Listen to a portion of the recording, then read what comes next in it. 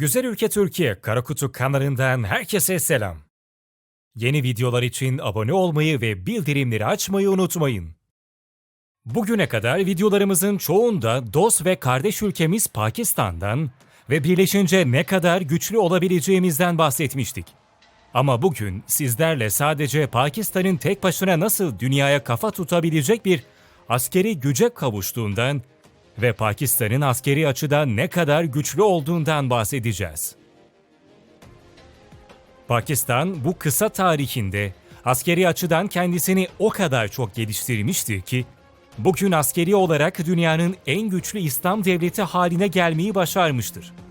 Bu başarısını her geçen gün daha da artıran Pakistan'ın, önümüzdeki 10 yıl içerisinde ise bambaşka yerlere geleceği tüm dünya tarafından konuşulan bir konudur. İsterseniz çok uzatmadan direkt İslam devi Pakistan'ın askeri gücünden bahsetmeye başlayalım. Yaklaşık 225 milyonluk nüfusuyla dünyanın en kalabalık 5. ülkesi olan ve en çok Müslümanı çatısı altında barındıran 2. ülke olan Pakistan, dünyada tam bir İslam devi konumundadır. Pakistan, Endonezya'dan sonra en kalabalık İslam devletidir. Dünyadaki en güçlü İslam devletini sorarsak, belki çoğumuzun aklına İran gelir. Fakat bu algılarımızda oluşmuş bir rivayetten başka bir şey değildir. Pakistan'ın gücü ve askeri yapısına baktığımızda, İslam aleminin en güçlü ordusu olduğu açıkça görülmektedir. Öyle ki Pakistan dünyada da en güçlü 10. askeri yapının sahibi ülkedir. Pakistan'ın bir sıra arkasından ülkemiz Türkiye gelmektedir. İran'a baktığımızda ise dünyada 14. sırada yer aldığı görülmektedir. Biz de bu İslam dünyasının en güçlü ordusunu sizler için daha yakından incelemek istedik. Şimdi Pakistan ordusunun tarihine, ordunun envanter sayısına, askeri güç göstergesi olan rakamlara, karada, havada ve denizde dünyada hangi sıralarda yer aldığına, nükleer gücüne ve özel kuvvetlerine daha detaylı bir göz atalım isterseniz. Pakistan 1947 yılında İngiliz sömürgesindeki Hindistan'ın Müslümanlar ve gayrimüslimler olarak ikiye ayrılması sonucu ortaya çıkmış bir devlettir.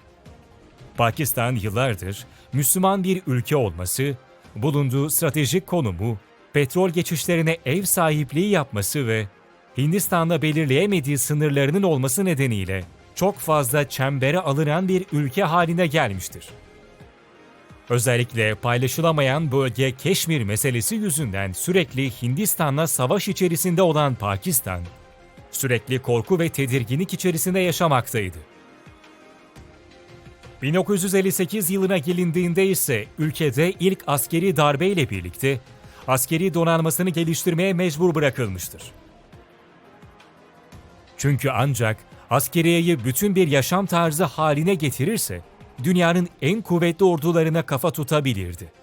Bu nedenle Pakistan'da devletin ordusunun değil de ordunun bir devletinin olduğu konuşulmaktadır. Özellikle Hindistan karşısında asla güçsüz düşmemek için kendisine çok kısa bir sürede inanılmaz bir askeri güç inşa etmiştir. Çünkü en büyük rakibi olan Hindistan, dünyanın en güçlü 4. askeri ordusuna sahiptir. Bu nedenle her yıl askeri güç bakımından dünyadaki sıralamasını bir üst sıraya taşımaya yemin ettiği verilerden de anlaşılmaktadır. Zaten verileri de geçtik, onca yıl Hindistan'a kafa tutmuş ve askeri açıdan kimseye kendini ezdirmemiş bir ordunun ne kadar güçlü olabileceğini çoğumuz tahmin ediyordur. Fakat yine de askeri güç bakımından yıllara göre gelişimine bir göz atacak olursak, 3 yılda 17. sıradan dünyadaki en güçlü 10. ülke konumuna gelmek o kadar da kolay olmasa gerek. Şimdi isterseniz biraz da Pakistan'ın kara, hava ve deniz kuvvetleri konusundaki sıralamasına bir göz atalım. Pakistan devleti esas gücünü hava kuvvetlerinden almaktadır.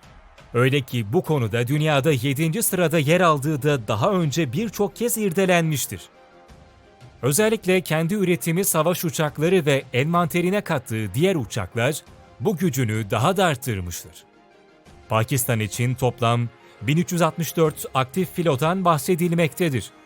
Bu filonun yaklaşık 450 kadar savaş uçağı, 53'ü atak helikopteri olmak üzere 380'e yakın helikopteri ve 48 nakliye uçağı bulunmaktadır. Ayrıca 24 adet özel görev savaş uçağının da olduğu bilinmektedir. Tüm bunların dışında asıl olanın envantere sahip olmak değil, bu envanteri kullanacak nitelikli pilotlar yetiştirmek olduğunu bilen Pakistan, dünyanın en özel savaş pilotlarına sahiptir. Bu konuya verdiği önemi ise Amerika Birleşik Devletleri'nden sonra dünyadaki en büyük eğitim filosuna sahip olmasından da açıkça görebiliyoruz. Kara kuvvetlerindeki gücüne baktığımızda ise Pakistan'ın burada da 11. sırada olduğunu görüyoruz. Pakistan Kara Kuvvetleri'ne ait en son verilerde toplam 2680 adet tankın savaşa hazır olduğu görülmektedir. Bunun dışında ise 429 obüsün yani topçu sisteminin, 9635 zırhlı aracın, 333 roket projektörü yani savunma sisteminin ve 1690 basit topçu sisteminin kara kuvvetlerine eşlik ettiği görülmektedir. Deniz kuvvetlerine geldiğimizde ise Pakistan'ın Umman denizine bakan küçük bir bölümünün olması nedeniyle az da olsa deniz donanmasını yapılandırdığı göze çarpmaktadır. Bu konuda diğer kuvvetleri kadar iddialı olmasa da envanteri ve askeri yapısı yine de buradan da gelebilecek herhangi bir tehdide karşı hazırlıklıdır. Dünyada 26. sırada olan Pakistan Deniz Kuvvetleri'nde 6 adet fırkateyn, 2 adet korvet, 9 adet denizaltı, 3 adet mayın gemisi ve 49 adet asayiş gemisi yer almaktadır. Yine bu konudaki sıralamalara baktığımızda ise fırkateyn olarak dünyada 10. denizaltı olarak dünyada 12. sırada yer aldığı göze çarpan detaylardan bir tanesidir. Son olarak bir ordunun en gözde neferi tabii ki de askeridir. Pakistan ordusunda 2021 yılı verilerine göre 654 bin aktif asker bulunmaktadır. Paramiliter yani devlet dışı yapılanmış örgütlerin asker sayısı 500 bin civarındadır.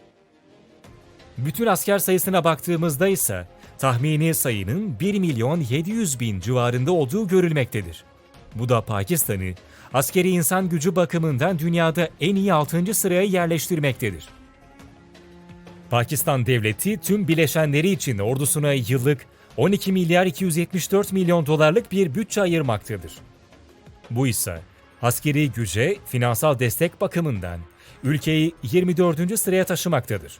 Coğrafi olarak baktığımızda ise Pakistan'ın doğal kaynakları göze çarpan başka bir unsurdur. Pakistan için en önemli doğal kaynak kullanılabilir su yollarıdır. Yaklaşık 25 kilometre su yoluna sahip olan Pakistan bu konuda da dünyada 6. sırada yer almaktadır. Genel olarak her açıdan değerlendirdiğimizde ise gerçekten Pakistan ordusunun dünyadaki gücünün görmezden gelinmez olduğu ortaya sergilenmektedir.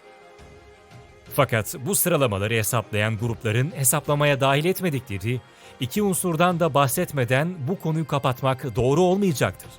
Ve kuşkusuz ki bu iki unsur da Pakistan'ın güçlü olduğu unsurlardır. Bunlardan ilki nükleer silahlar konusudur. Bugün elinde nükleer silah barındıran her devlet kuşkusuz ülkesinin dışına bir dokunulmazlık kalkanı sermektedir. Bu güçtense dünyada sadece 9 devlette bulunmaktadır. Bu devletlerden biri de İslam Devleti Pakistan'dır. Bir ülkenin nükleer silah konusunda ne kadar güçlü olduğunun ölçütü, devletin elinde bulundurduğu nükleer harp başlığı sayısıyla ve bu miktarın ne kadarının operasyonel olduğuyla doğru orantılıdır. Bu konuda dünyadaki en iyi iki ülke Amerika Birleşik Devletleri ve Rusya'dır. Bu ülkelerin arasındansa 350 nükleer başlıkla Çin gelmektedir. Pakistan ise bu sıralamada İngiltere ve Fransa'nın ardından 165 nükleer başlıkla dünyada 6. sırada yer almaktadır. Bir gerisindeki İngiltere'de bu rakamsa 225 adet nükleer başlıktır.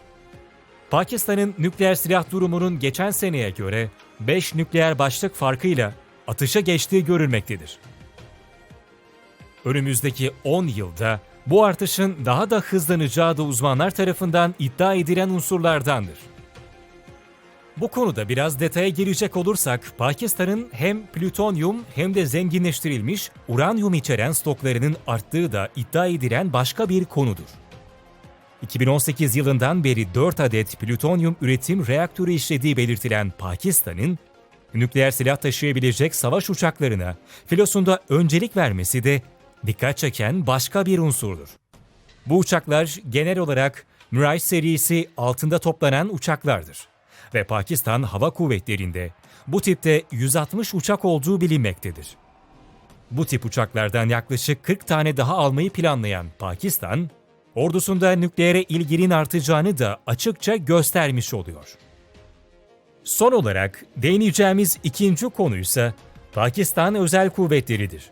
Pakistan Özel Kuvvetleri kısa adıyla SSG, tüm dünyada adını duyurmayı başarmış çok seçkin bir gruptur. Siyah Leylekler lakabıyla da bilinen bu grup 1956 yılında, yani Pakistan ordusunun kuruluşundan bir süre sonra toparlanmıştır. Özellikle koşu ve harekat alanında çok üstün eğitimler aldıkları, yani adeta bir çıta gibi yetiştirildikleri bilinen SSG'lerin toplam kaç kişiden oluştukları ile ilgili hiçbir bilgi yer almamaktadır. Operasyonlarından bahsetmek gerekirse, 2009 yılında Taliban'ın düzenlediği bir bina baskınında 39 kişiyi kimsenin kılına bile zarar gelmeden kurtarmışlardır. 2014 yılında ise Siyah Leylekler uzun yıllar aranan ve bir türlü ele geçirilemeyen El-Kaide'nin küresel operasyonlar şefi Adnan Gülseyir'i elleriyle koymuş gibi bulmuş ve saatler içerisinde ele geçirmişlerdir. Gördüğünüz gibi Pakistan bu kısacık tarihinde askeri alanda kendini o kadar geliştirmiştir ki dünyanın sayılı orduları arasına adını yazdırmayı başarmıştır. Bunlarla kalmamış, İslam alemi için koruyucu bir güç haline gelmiş ve birçok Müslüman ülkeye ellerini uzatmıştır. Askeri gücünün dünyada üst sıralara taşımayı başaran Pakistan, bugün bu konuda İslam aleminin en güçlü ülkesi olmayı başarmıştır. Dost ve kardeş ülkemiz olan Pakistan'ın bu başarısı tabii ki bizi de gururlandırmış ve cesaretlendirmiştir. Yeni videolar için abone olmayı ve bildirimleri açmayı unutmayın. Türkiye'nin Kara Kutusu.